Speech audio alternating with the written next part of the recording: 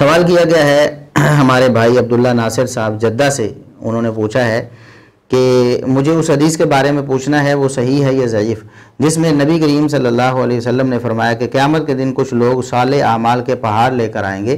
لیکن اللہ ان کو گرد و غبار میں بدل دے گا، یہ وہ لوگ ہوں گے جو تنہائی میں اللہ کی حرمتوں کو پامال کریں گے۔ بالکل محترم بھائی، نبی کریم صلی اللہ علیہ وسلم کی یہ حدیث بڑی ہی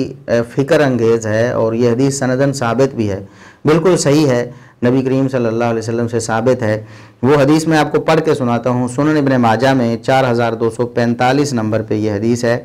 سیدنا ثوبان رضی اللہ عنہ نبی کریم صلی اللہ علیہ وسلم سے بیان کرتے ہیں کہ آپ صلی اللہ علیہ وسلم نے فرمایا لَأَعْلَمَنَّ أَقْوَامًا مِّنْ أُمَّتِي يَأْتُونَ يَوْمَ الْقِيَامَةِ بِحَسَنَاتٍ أَمْثَالِ جِبَالِ تِہَامَةَ بِيضًا، میں ضرور بضرور یقیناً ان لوگوں کو جانتا ہوں، میری امت میں سے وہ ہوں گے، قیامت کے دن آئیں گے، اتنی نیکیاں ان کے پاس ہوں گی کہ تہامہ کے پہاڑوں کی طرح، دور سے جس طرح پہاڑ سفید نظر آ رہے ہوتے ہیں بادلوں کی طرح، اتنے بڑے بڑے پہاڑ ہوتے ہیں، اتنی بڑی بڑی نیکیوں کے ڈھیر لے کر وہ آئیں گے۔ فَيَجْعَلُهَا اللَّهُ عَزَّ وَجَلَّ هَبَاءً مَنْثُورًا، اللہ رب العزت ان ساری نیکیوں کو، سارے اعمال کو ہباء منصورہ کر دے گا، یعنی اڑی ہوئی خاک، بکھیری ہوئی خاک بنا دے گا اللہ رب العزت انہیں، یعنی ان کی کوئی قدر و قیمت نہیں رہے گی۔ پہاڑ تو اتنے وزنی ہوتے ہیں نا جن کو اٹھایا بھی نہیں جا سکتا، ہلایا بھی نہیں جا سکتا،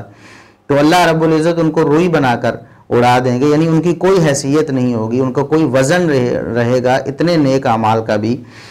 قال ثوبان یا رسول اللہ صفہم لنا جلہم لنا اللہ نکون منہم ونحن لا نعلم،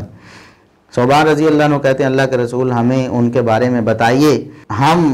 ان سے بچ سکیں یا ایسے اعمال سے بچ سکیں کہ کہیں نہ جانتے ہوئے ہم بھی ان لوگوں میں خدا نخواستہ شامل نہ ہو جائیں۔ تو اللہ کے رسول صلی اللہ علیہ وسلم نے فرمایا کہ اما انہم اخوانکم ومن جلدتکم ویأخذون من اللیل کما تأخذون، کہ خبردار یاد رکھو کہ وہ تمہارے ہی بھائی ہوں گے، یعنی تمہارے جیسے انسان، تمہارے ہی کنبے قبیلے میں سے وہ لوگ ہوں گے، اور یأخذون من اللیل کما تأخذون، رات کو وہ عبادت بھی کرتے ہوں گے جس طرح تم عبادت کرتے ہو، تو جس طرح آج کل ہے تراویح بھی لوگ پڑھتے ہوں گے مسجد میں جا کے لوگوں کے ساتھ مل کر، تو وَلَكِنَّهُمْ أَقْوَامٌ إِذَا خَلَوْا بِمَحَارِمِ اللَّهِ انْتَهَكُوهَا، لیکن یہ لوگ ایسے ہوں گے کہ جب خلوت میں ہوں گے اور اللہ رب العزت کی حرام کردہ چیزیں ان کے پاس ہوں گی تو وہ ان میں ملوث ہو جائیں گے اور اللہ کی حدود کو پامال کر دیں گے، یہ ایسے لوگ ہوں گے۔ اور ان کے اس جرم کی وجہ سے کہ دنیا کے سامنے پارسائی ہے لیکن خلوت میں برائی ہی برائی ہے، خلوت میں جتنے بھی حرام کام ہیں جب بھی انہیں موقع ملتا ہے تو وہ حرام کام کر بیٹھتے ہیں۔ تو اللہ کے رسول صلی اللہ علیہ وسلم نے فرمایا کہ ان کے کتنے نیک اعمال ہوں گے تہامہ کے پہاڑوں جتنے، تو اللہ رب العزت سب کو بے وقت کر دے گا۔ اللہ رب العزت ہمیں ایسے لوگوں میں شامل نہ فرمائے، اللہ رب العزت ہمیں